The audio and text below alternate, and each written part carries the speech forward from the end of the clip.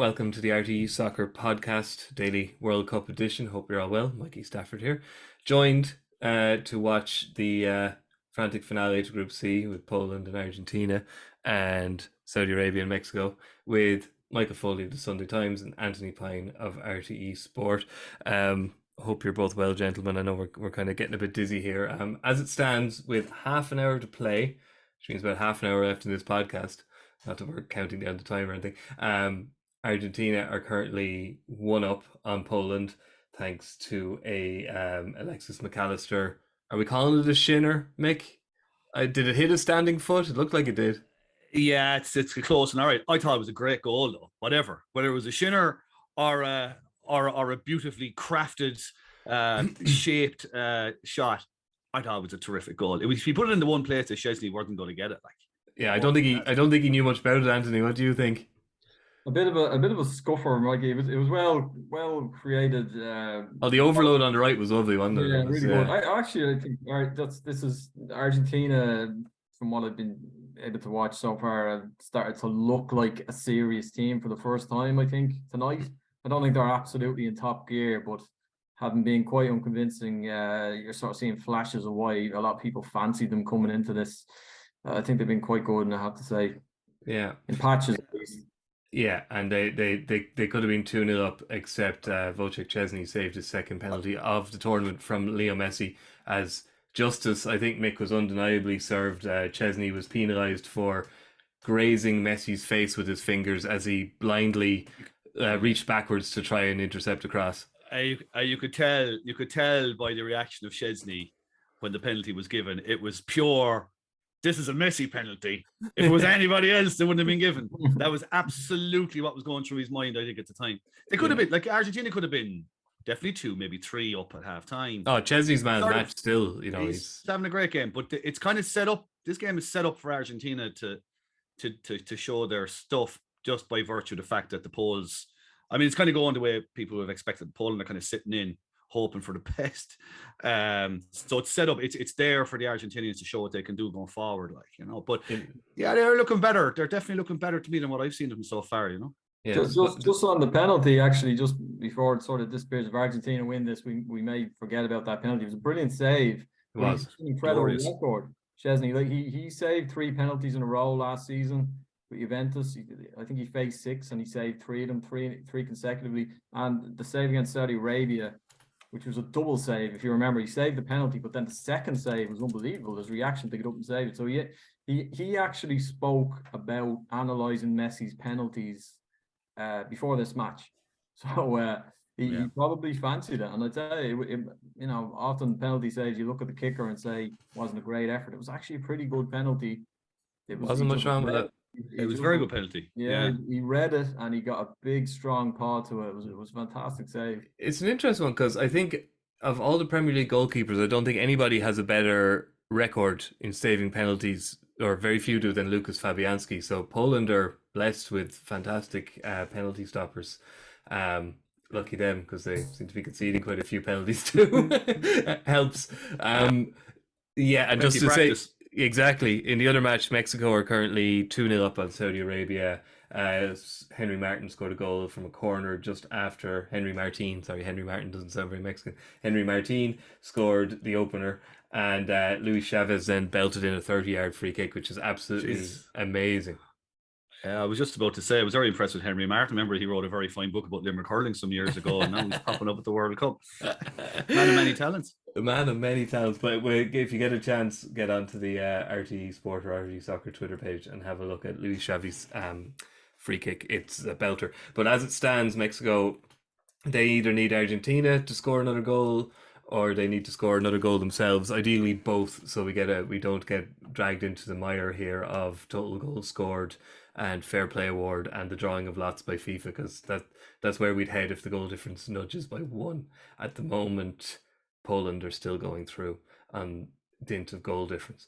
So that's how this evening's looking. Earlier this afternoon, I have it written down, so I have to read it out. Really, I liked it at the time. Lecky pulled the plug at Dark Horses Denmark to leave them in the pitch black of elimination. It seemed like a good idea at the time, but But great scenes, Anthony, in Melbourne, 4 a.m. in the morning, and there was tens of thousands of people in, I think it's called Fed Square, celebrating, letting off fireworks, pyro, phone torches, whatever you have. It might not be a country wholesale sold on soccer, but they seem to have got into the spirit of this World Cup. Well, I mean, look, that's what happens when you start to do well. I don't think you would call Ireland hockey country, but a couple of years ago when we got to the World Cup final, we were all suddenly scrambling for the hockey rule books and jumping on the bandwagon. So, look, they deserved it. I was doing our live blog earlier, and Denmark. That is a disappointing tournament for Denmark. It really is. There was a lot of people sort of had them down as dark horses to go deep, into the last four potentially. But they just left all their creative juices failed to flow for the whole tournament, Mikey. They were toothless. They really were toothless. And particularly in the second half, they started well, but in the second half they just ran out of ideas. And when they just got hit with that goal by Lecky on the break, he took it very well. It was a good goal actually. And from that point on, you really just felt that you just could not see them turning it around. Australia are dogged, well organised. They're one of those teams that would be sort of the Republic of Ireland's women team. In actual fact, they're very comfortable. I thought the same thing, yeah. And they really looked right at home. Two big centre halves who were excellent for them. And yeah, fair play to them. Look, they're through, and it's obviously a great moment for them. And I think, maybe one of you guys might know who they actually could get. Is it Argentina they could get in the next round? If Argentina win the group, I think it could be Argentina. Yeah. Last 16. Yeah. So look, you'd imagine that could be the end of the road for them if that's the case. But it's a free swing. They got out of the group, and already their tournament will go down as a success. Yeah, and in the other game, Mick, heartbreak for Tunisia, who pulled off a fantastic 1-0 win over, if give Tunisian footballers, which country would you most like to beat at the World Cup, lads? Exactly. Every one of them will say France. They beat them. Okay, granted, it was a weakened French team with an absolutely fantastic winning goal, and yet Australia pull off a moderate-sized shock, and it means that it's all for naught for the Tunisians. That's heartbreaking. It's tough. It's beyond tough. I was watching the Danish match mostly now this afternoon on the background, but yeah, absolutely. I mean, given France's difficult history in North Africa, or more so North Africa's difficult history with France, it should be said, really. This would have been an enormous match. I actually looked to see what the Tunisian record against France was like. And actual fact, the first time a Tunisian international team played France, it was in something called the Mediterranean Cup back in 1971, but it was an amateur French team that played, and they actually beat them. They beat them in this competition. But look, it's an enormous win for them. And like you say, sport is just horrible sometimes, that you just don't quite get it. And I mean, down to the fact that Griezmann equalizes with like 15 seconds to go, I guess for offside, and it could have been so glorious. It could have been so glorious for them. But look, the Australians, like Anthony was saying there, like the Australians, and the Americans as well. I mean, it is significant, I think, and interesting to see teams like Australia and the States starting to make moves like this. Like they both sort of conform to that standard, that long-standing sort of what you call it, sort of template for teams that don't quite have the natural tradition and skill of the likes of Argentina and the rest. They're physically strong, they're very athletic, they're very fit, they're well organized, and that takes you a hell of a long way in international football, and it will get you into the second round of a World Cup, as we found ourselves. So like where it goes next will be interesting, but just purely from the point of view of just building the sport in both countries, it's massive, because they're the team. If anyone's going to win a World Cup outside of Europe and South America, you'd be possibly looking at the States first of all, maybe a couple of the African teams, and why not Australia in the next two decades or so, maybe 3 decades. Yeah. We've got a second goal for Argentina. We do. It's 2-0. I was listening to you, Michael. Anyway, tell me who scored it. Alvarez, I think. Was it? Oh, justified in his selection. It was a lovely goal. It was a lovely goal. He kind of shot from just edge of the box, and he just kind of shaped it into the far corner. It was a very good goal. Okay, justifying his selection. I was kind of surprised that they dropped Martinez in his favour. I'm really beginning to wonder, Anthony, what Angel Di Maria has on the manager of Argentina and how he keeps being selected. I'm personally baffled by it, but I know he did play a role in the first goal, kind of a supporting sporting role. But I'm still, with all the talent they have, I'm struggling to see how he's making this first 11. Yeah, I wouldn't disagree with you, Mikey. The thing about him is, it's sometimes you see this with players. He has this sort of, he's got a maverick ability with that left foot, where occasionally he can just do something really brilliant with it. It's just that the older he gets, the less frequent those moments are. And when you take that, when you lose that, or he stops doing that enough to justify his selection, you're left with a player who just looks, he's not giving you a huge amount of his game. It's deteriorating year on year. So it's the same with PSG. Like, he's one of those players that sort of hovers around the periphery, has such fantastic natural ability that you always think he might just pull something out of the bag. But when you're that sort of player, you sort of have to, there has to be returns, there has to be tangible returns, and like a direct assist or a goal. And I think with Di Maria, I'm not really seeing enough. He's so peripheral at PSG, he now plays for Juventus. Oh, well, there you go.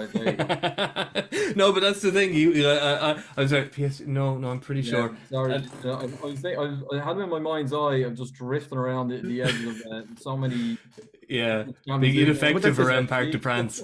But that says it all about him. I mean, even when he's at Manchester United, it was just terrible to watch. I mean, he's 34 years of age now, so I mean, we're at the end for Angel Di Maria. And I actually thought, the first half, I actually thought he was better in the first half than I'd seen him. The bits I'd seen of Argentina with him, he was particularly poor in one of the previous games, but he kind of seemed to be coming around a bit.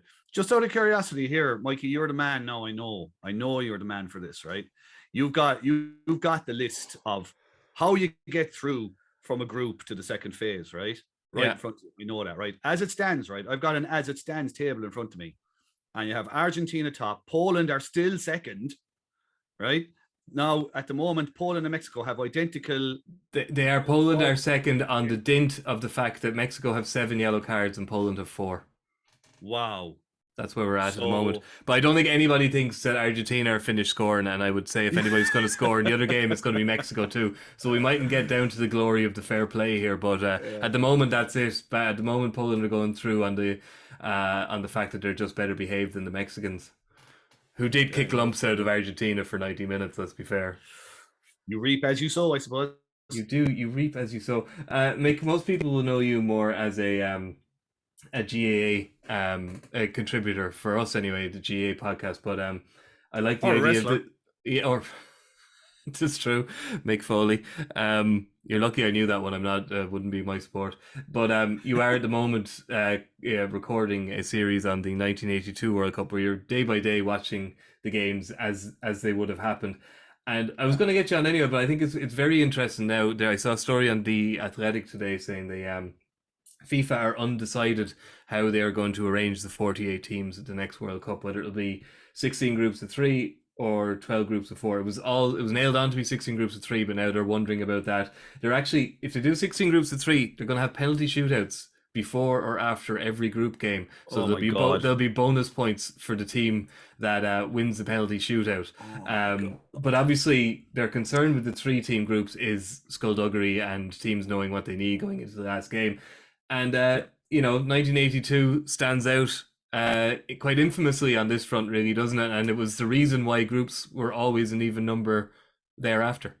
Yeah, exactly. So in the first round, so what just very quickly the format, right? So the format in A2 was first round exactly as we have it now, and then the top 2 teams from all the groups, 12 of them went into a second round where they're all in groups of 3, 4 groups of 3, and the top team in all those 4 groups then went to semi-finals. So that's what we're talking about, groups of 3. So at that time, it was ludicrous, right? So you had games going on. Even when we're doing the rewatch for one day at a time. My head is wrecked because you get into a rhythm of modern World Cups where the group games are, so even like today now, or even in the second round of stuff, like the group games all happen on the one day. In 1982, they were happening all over the place. There was no synchronization whatsoever. And the final day of group games, there was no final day of group games. You could have the final group game, and let's say group 1 could be on today, and the other last game could be on tomorrow.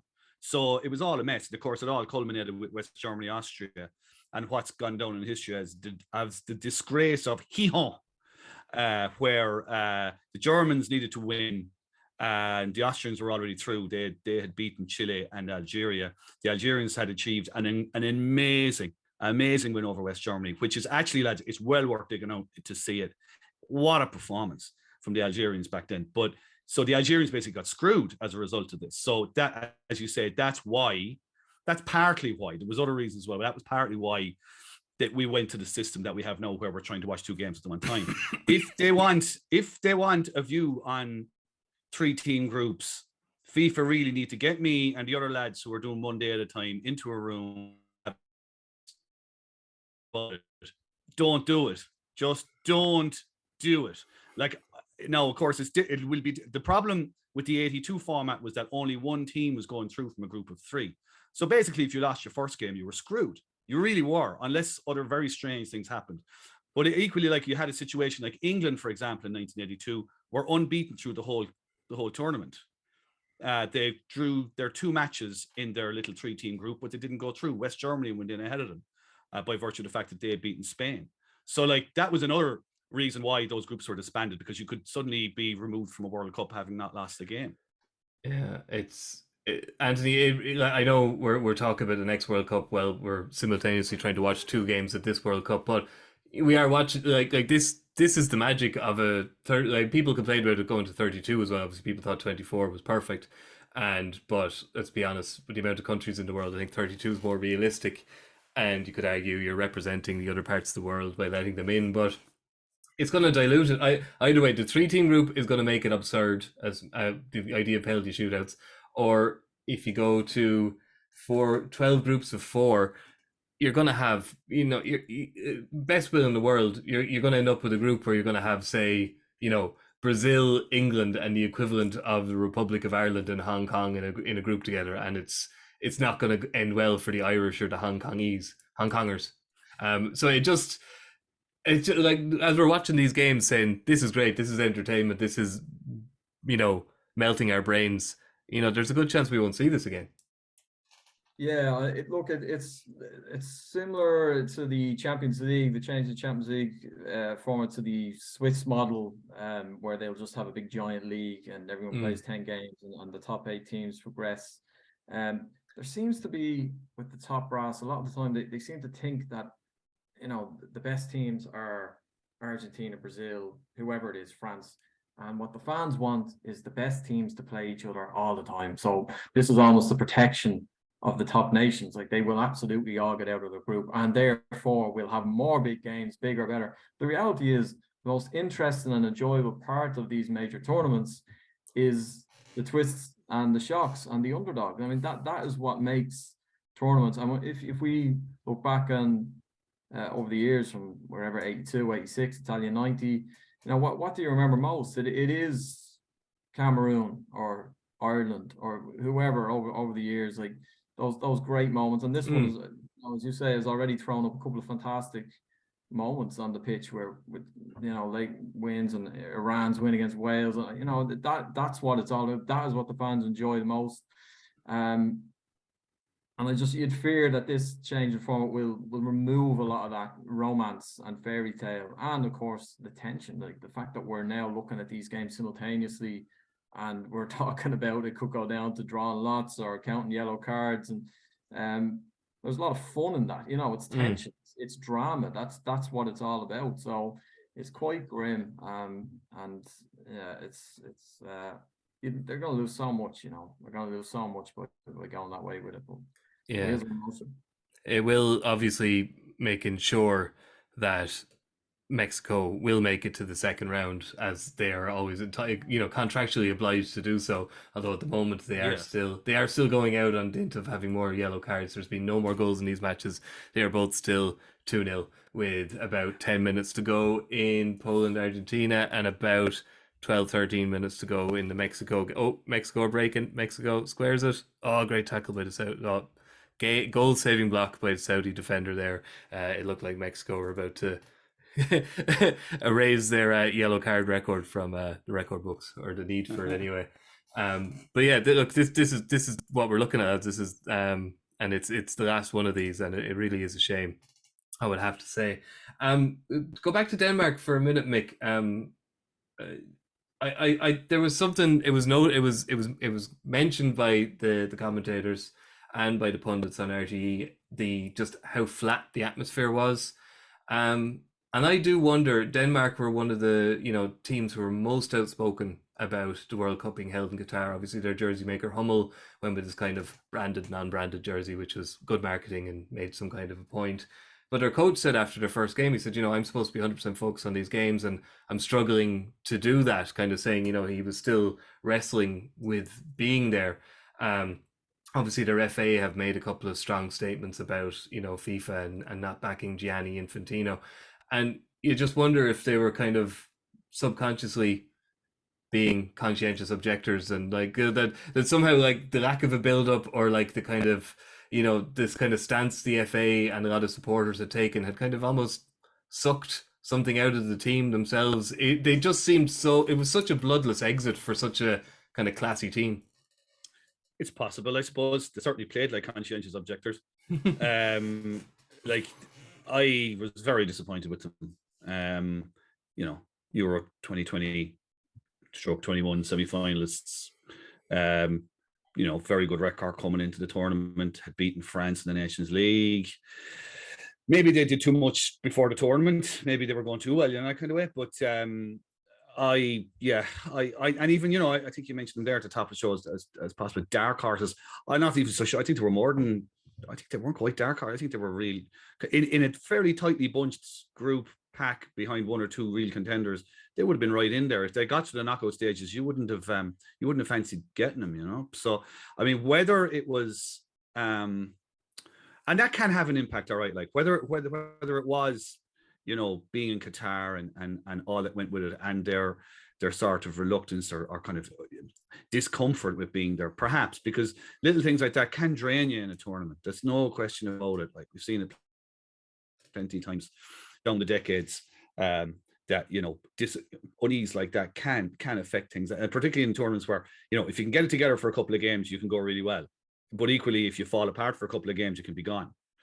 So they were just like, today, to me, it kind of epitomized a lot about them. They were fine up to a point, but when it came to the business of actually creating a chance and getting a shot on goal, they just kind of fell away. And I mean, even the Australian goal was a good goal, but they kind of got away fairly easily down the pitch. And it was, even in the run into fight at the end of it, it was bloodless enough. It was kind of flat. It was like even the fans had whatever fans were there had kind of checked out. I mean, I think you can go to a tournament with objections and with discomfort, but you are there. There, and you have to consider to yourself, well, how can I make the best of this? And perhaps the best way to make the best of this, if you are there and you have these objections, let's do our damnedest to go as far as we possibly can and make points as we go along. So if that was the case, I think maybe they handled that energy badly. Yeah, I think just to add to that as well, Mikey. Like, that, you can't discount the pressure that they came under. Like, they're not a country used to going to the. Like, I know they won in Euro '92, but they're not really used to going in. They were quite widely tipped to go deep, as Michael says.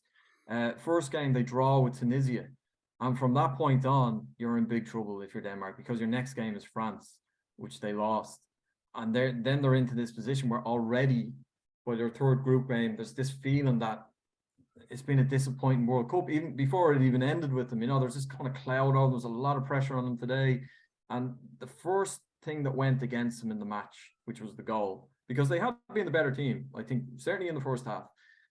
As soon as the goal went against them, it was over. They wilted. I think the same thing is going to happen to Belgium. I think Belgium are just on the cusp of untangling, for similar reasons. It's obviously not a happy camp, and they're feeling, like the pressure has just opened all those cracks up really wide. And I think even if Belgium do get out of this group, that they're not going to go too far, because there's just a lack of resilience there. There's a discordance there on pressure, has this way of blowing those little cracks wide open, you know, if you're not together and if you're not a strong unit. Yeah, it's true. The pressure, actually, it's a very good point. Like, I mean, and the Belgians have lived with pressure for so long now and the fact that they haven't been able to alleviate it by winning something, you know, it's just building and building and building. And funny, like when you think about it, like Denmark, it's 30 years. Yeah, it's 30 years since Euro 92 this year. So be sure that that's weighing on them as well. I mean, funny, as well as that we're doing 1982 at the moment as a podcast series. We did Euro 92 during the summer. And it was fascinating to see. I mean, as much as the Danes have fallen apart in the space of 3 games here, it came together for them in that tournament, probably in the space of 2 games. They were like, even during the group stages in Euro 92, they didn't particularly look like they were going to. It wasn't until they kind of got into the semi-finals and had an amazing performance against the Dutch in the semi-final to win, and the most ridiculous penalty shootout you've ever seen in the Euro 92 semi-final. Just unbelievable stuff. But anyway, like, it's just that flip side. They got it together in a couple of games to win a European Championship, having not been meant to be there at all. They were only there because Yugoslavia was thrown out. And then to flip around to 30 years later, when there is expectation on them, 3 games in, and they're gone. Yeah. So tomorrow, obviously, they are playing Croatia at 3 p.m. That's on RTE2 and the RTE player, while Canada play Morocco. So Croatia progress if they stay undefeated. A loss would require Canada to beat Morocco, and goal difference will become a factor. So Croatia are pretty much through, let's be honest. Morocco progress if they avoid a loss. Should they falter, it would leave them needing Belgium to beat Croatia. Again, goals scoring and conceded would decide it. And Belgium will qualify with victory over Croatia. They will be out if defeated, and a draw will only be enough if Morocco lose to Canada. So you're looking at this match as Croatia, basically, they don't want to lose, but even though losing probably won't be too bad, Belgium have to win effectively, or there's serious pressure on them. And Anthony, they are they're being quite Belgian. Like they do have this, you know, kind of tendency occasionally to just seem to, like, it's not even within the camp. It's quite openly outward. Like, you know, you've got De Bruyne and what's his name, formerly of Spurs, kind of having a go at each other. Vertonghen via press conferences. And then you have the nice Timothy Castagna of Leicester City. He's a lovely boy. He's just in the middle of it today at the pre-match press conference saying, "No, we're grand, because I'm Timothy Castagna of Leicester, and I'm not gonna, you know, this is my first major tournament or second major tournament in Belgium. I'm not getting in the middle of this one." So it's quite clear, I would say, Hazard, De Bruyne, and a few more of the other lads, Witsel, etc., are quite likely not seeing eye to eye. And you know what, Anthony, De Bruyne didn't lie. They are too old. They look old. Witsel, who was one of my favourite footballers of the last decade, just he's not up to it anymore. And Hazard is the captain, so he can't be dropped, and he's clearly not up to it either. Yeah, you know, it's funny, like, how players get reputations. You know, Ronaldo for being a bit sulky or throwing his toys out of the pram, you know, justifiably so. But De Bruyne kind of gets away with it a little bit. Like, he has a bit of history. You know, he's questioned Guardiola after the Champions League final. I think he said they overcomplicated their tactics. He's not above throwing his dummy out. You know, he doesn't get many chances to do it at Man City because they win so often. But okay, what he said was, could you also say he's usually right? Well, look, I mean, he probably is, but it doesn't mean that he should come out and say it. You know, Yeah. like, I thought he was wrong to do that, and they've still every chance of getting out of this group. But there's just, you look at them, like, there's in these tournaments, you know, I think England have a real chance at this World Cup, because when you look at them, they're not flawless. There's certain things you would, you know, that they're. I think Southgate is maybe a little bit too cautious. I think that there's an issue with Harry Maguire at the back. I just think he's lacking mobility. But they're all on the same wavelength. Like, they're together and they look very settled, and they all seem to know what they're doing, and they believe in what they're doing. And when you have a team, we've seen this before with the Dutch in particular, when you have a team like that where players are coming out and there's a bit of dissent in the camp, and there's a star man like that, like, you're doomed. You're doomed. Like, even if they get out of this group, you can't survive a tournament like this if you're not together. And yeah, I think again, Mexico have just got a third, lads. They're going through their yellow. Oh wait, it's offside. Is it? Oh no, it's offside. Oh, heartbreak. He looks. I'm not too sure, but one sec. Oh no, he's a good 2 yards offside. Never mind. Sorry, Anthony. That happens on this podcast. It's trains of thought get derailed rather quickly. No, Mikey, milk this tension now, because in 4 years this will be a golden memory. Yeah, so look, no, there is that whole thing of the golden generation. It's now over, it's now done for them, and it probably is weighing heavily on them. And yeah, there's a lot of those great players who are definitely past their peak. I mean, Hazard is absolutely past it now, and has been probably for a couple of years. I don't know. I think they might get out of the group though. I think they might just rally and get the win to get them out. But I don't see them. I certainly don't see them going all the way. Oh God, no. Croatia do seem like are also a bit wizened in a lot of positions, but they seem to have a certain togetherness and probably just a bloody mindedness that the Belgians lack. I think Croatia will put them out of their misery tomorrow. I think they'll beat them. They're a very good tournament team. I don't think they can afford to do anything other than put them out of their misery for 2 reasons. I mean, okay, you're right. The Croatians should be okay, but they're Croatia have 4 points, Morocco have 4 points, Belgium have 3, and Canada have none. So I mean, there is a combination of results here that puts Croatia out.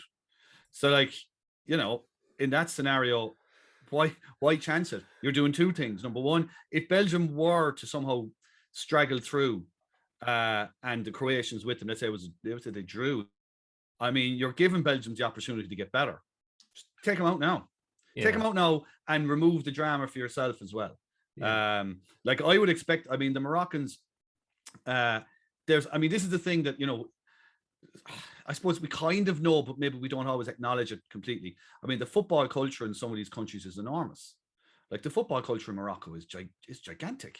My brother-in-law is Moroccan. Funny enough, I've got 2 kids running around here, Moroccan kids, and it is all to them, So I mean, this is huge for them. They've gone for World Cups in the past, a host of bloody things. So getting through to the second round, I think, the Canadians have.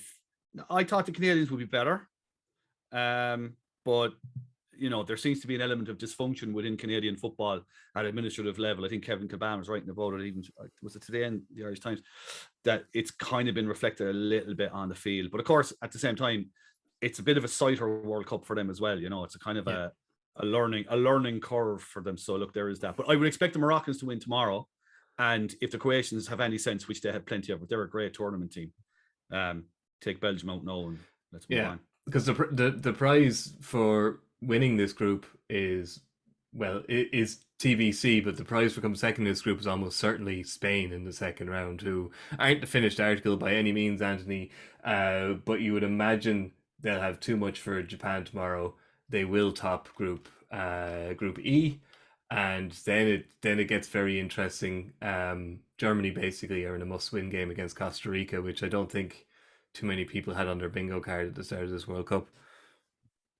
Yeah, absolutely. I love watching Spain. I think they're just, as I expect, they're technically brilliant, and they've got Gavi is just one of sort of the great hope there. Fantastic to watch, and I agree. I think they'll look after Japan tomorrow. They're going to be interesting. It's going to be interesting to see how far they go. So sorry, who can Spain get in the last 16? Spain will get whoever comes second in the group playing out tomorrow. Croatia, Belgium, Canada, Morocco. So they'll get either Morocco or Belgium. You would imagine Croatia should win the group, and set up a last 16 match against Germany, Costa Rica, or Japan. Right, Jesus. So potentially Spain, Belgium, yeah. So it's very interestingly set up, and a notable, Michael, you are something of a sporting historian. Costa Rica, Germany tomorrow will have the first ever all-female set of officials too. So that's a nice bit of progression from FIFA. Absolutely. And did we ever think we'd be uttering the sentence Germany have a must-win game against Costa Rica tomorrow? No, it's the beauty of the World Cup. I was very conflicted about even watching this thing, but ultimately the damn thing sucks you in. And that's the problem with 3-team groups in the future as well. They'll suck us in as well. We'll give out like mad about them, and they'll dilute this and that. We'll be watching it. And we'll find some way to be enthralled by it. It's sickening. Well, a penalty shootout before every game, that'll have you for a start anyway. That'll get me going. There was always conviction with Qatar, that once the football starts, everything else will quieten down, and that is what happens, because that is what happens. Because it's such a brilliant spectacle, and this is my favorite part of any major tournament as well. We're just coming to the end of it, in actual fact, where you've got football on all the time, all the time, and this, just the time for this 10 a.m., 1 p.m., 4 p.m., 7 p.m. like that is just, it just doesn't get better, like from our point of view, and it's just constantly on. I don't know how my children stayed alive for 10 days, to be honest with you, because the parenting was lackluster at best. Look, it is. We've all been conflicted going into this, but it's really because we love the sport. It's just impossible not to get drawn into it. Mikey, there's kids. There are children going feral all over the country now, learning skills, life survival skills that they would have only been delayed by years. But the World Cup accelerates all of that stuff. There's two little street urchins in Morocco jerseys running around North Cork right now. Yeah, they're making their own way. They'll be fine. So we are now into the final 30 seconds on my stream. Anthony, you look around the corner there. Is Poland Argentina over? It must be very nearly nearly over. And the other match is in the 4th minute of 7 of injury time, and Mexico are battering the Saudi goal, and they're getting nowhere. But they're also not picking up any yellow cards. Maybe they're hoping the Poles get involved in a mass brawl at the end of this one, and it'll sort them out. Because actually, I was just thinking there. I mean, we were just talking about like the best. Anthony was saying the best times when the football is on all the time. Actually, this stage, the last days of the group stages, is nearly the best part of a World Cup almost. Maybe that's too much to say with finals, but just in terms of like teams aren't playing out for extra time for penalties. They're not being cautious. They're not taking it slowly for the first 45 minutes because they just want to see how it goes. They have to go for it, or they do go if they just play. And particularly on the last night, even the team like Poland who sat back, they had to withstand incredible pressure there to get through. So there's drama everywhere on the last days of these groups. Which is, this is possibly, I don't know, maybe it's too much to say it's the best part of the World Cup. It is my favorite part. It's the thing, I think as well, just on that the thing that saves the FA Cup, sort of justifies the FA Cup hanging around, is the 3rd round of the FA Cup. Yeah. Saudi Arabia have just scored. Oh, Saudi Arabia have just broken Mexican hearts in the 5th minute of injury time. Everything interesting in this match happens, Anthony, while you're making a very salient and interesting point. I'm not going to pretend I know who scored the goal, but it has been given. It's a move down the right. Play a little triangle back into the 18. 1-2 with the man in the arc, breaks open the Mexican defense and slots it past Ochoa. So that's 2-1, and that's the group sorted now. Mexico are not making the last 16, as they have done, I think, it pretty much every World Cup since '86 or something mental like that. I think, since the last time they hosted it, the last 16 is as far as they've got. But they're not even going to get that far this time. Sorry, Mikey, we're looking at shots of Poland fans who obviously haven't got the news yet that goal's gone in. They're sort of pensively in the stands. I think it's just rippling through now. Oh, okay.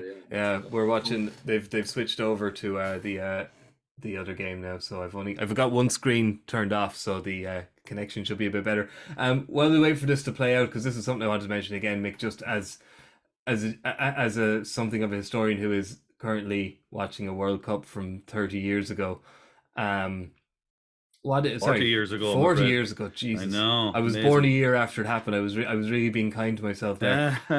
What is it you miss most about, say, World Cups from the last millennium? Going back in time. I suppose the classic World Cup to me is probably 1990. That's the one that always sticks in my head. But what is it, Mick, that you miss? I'll go first. I'll just say I guess it's the unusual jerseys made by companies you've never heard of, and also the mysterious players in those jerseys who you've never heard of, because globalization hadn't occurred in football at that stage. You've hit the nail on the head. I would agree. We've done 3 series of this, including España 82. We've done España 82 one day at a time. We've done Euro 92, and we did Italian 90 during lockdown. That's where it started because there was no I football remember on. that one. Yeah. So we just did exactly as the 13th anniversary every day, watch the games and talk about them and about the stories around them. And that's the concept. But what I miss is exactly what you just said.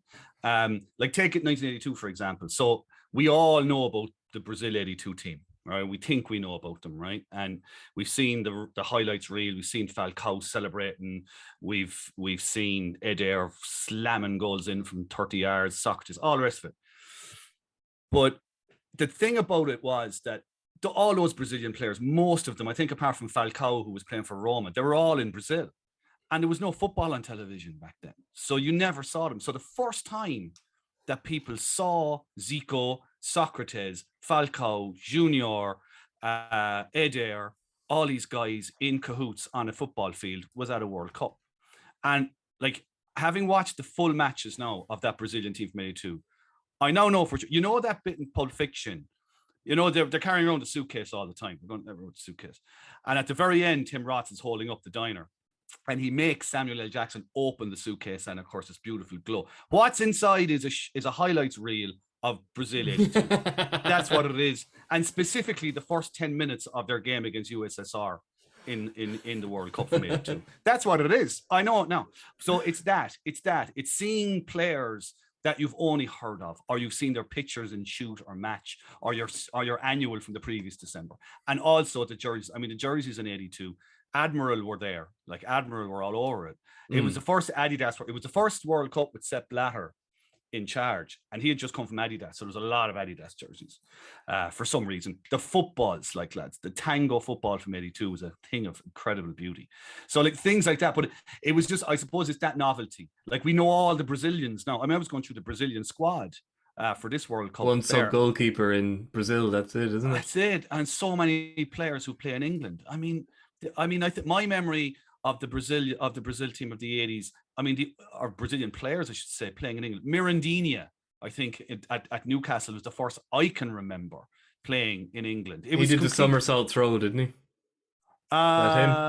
I don't think so. No, he was more of a kind of a playmaker. I think he might have been. He was there when Gaza was there. I mean, it was unbelievable. Yeah. I mean, Juninho came 10 or 11 years later to Middlesbrough when the money was really flowing into the Premier League. So, I mean, it's exactly what you said, man. Like, it's just, and I mean, the football is different because, like, the heat. I mean, I was watching Northern Ireland versus Austria today in the second phase, and the heat. It's on at 4:15 in the afternoon, and it's 44 degrees in Madrid, 44 degrees Celsius, and they're playing football.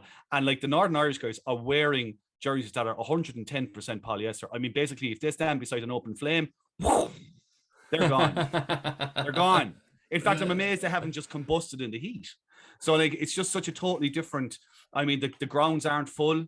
You know, the look of it is different. Everything is different, but there's a certain charm to that as well. Yeah, there is. You know, Anthony, the stories are amazing. How about you? Sorry, by the way, just to confirm that a 2-0 Polish fans and players are reveling in their 2-0 defeat, which has been good enough to put them through. So as probably kind of expected, we have Group C has been topped in the end by Argentina, and second place goes to Poland. And that means that Argentina, once they win this tournament for Messi, will all look back on that Saudi Arabia game and say, "Oh, it was the making of them." Anthony, to go back in time, what would it be for you? What's the thing you miss most about old World Cups, old European Championships? Yeah, I'd echo a lot of what you guys have said. You know, there's no secrets anymore in the game. You know, like at Italian 90, which is my sort of, that's the first clear tournament that I can remember. Scalacci was the breakout for Italy. He scored 7 goals in his entire Italy career, and 6 of them were Italian 90. You know, so it was like he's this sort of cultural touchstone in Ireland because that was our big debut on that stage, and he scored against us, and he was one of the stories of the tournament. And things like that, stories like that, they just don't happen anymore. They can't happen. It's just such saturation point in terms of coverage as well. Which I think is another thing, strangely, that you'd miss as much as you love watching games of football. There's too much. Like the World Cup, Summer World Cup, there was such a lead into it. was so much less football on television as well. Yeah. It really, I mean, it's a novelty now to watch games, 4 games a day or whatever it's been.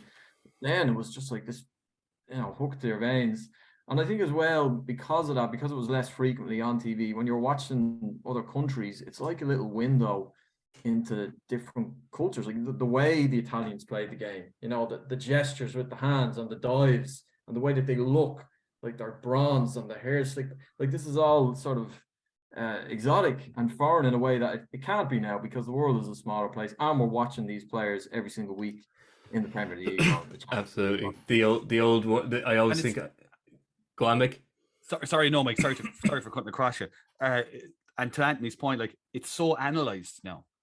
The game is so analyzed. I mean, compared to 2030, even the 1990 World Cup. I mean, like in '82, like El Salvador lost 10-1 to Hungary. That was one of the famous games.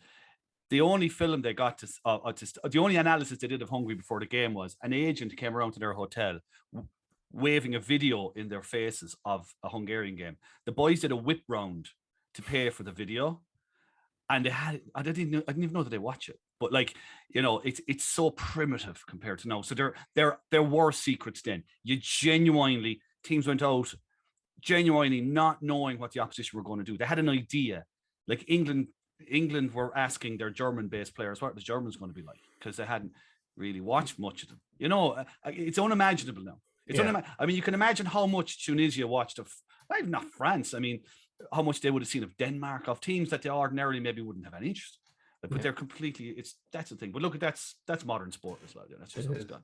You just made me smile. One more thing on it. There was Ken Early had a really good article, I think about a year ago, but he made the point that how punditry has changed and why it's changed.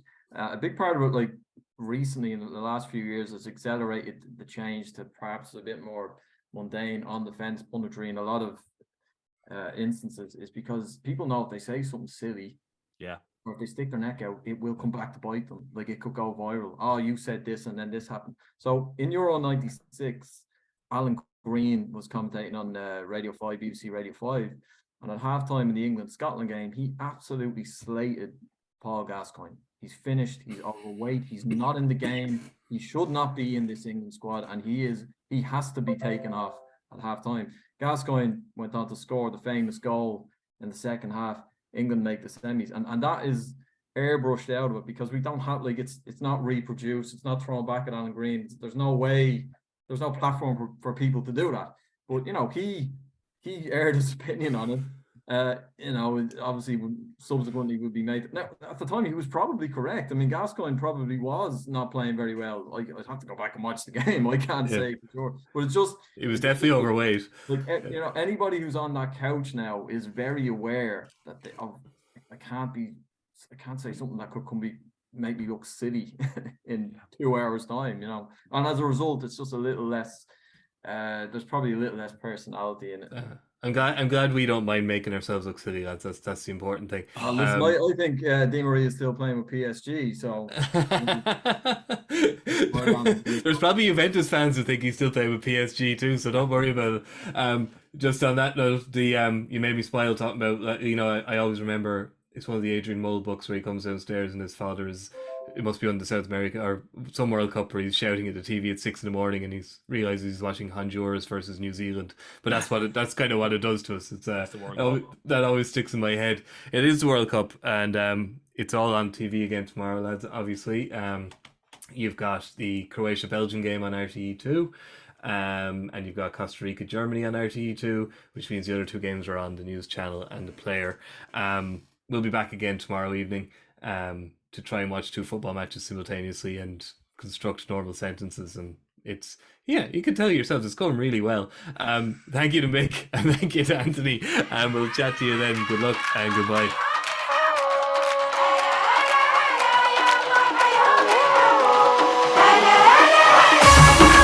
Oh, red one, you are sure.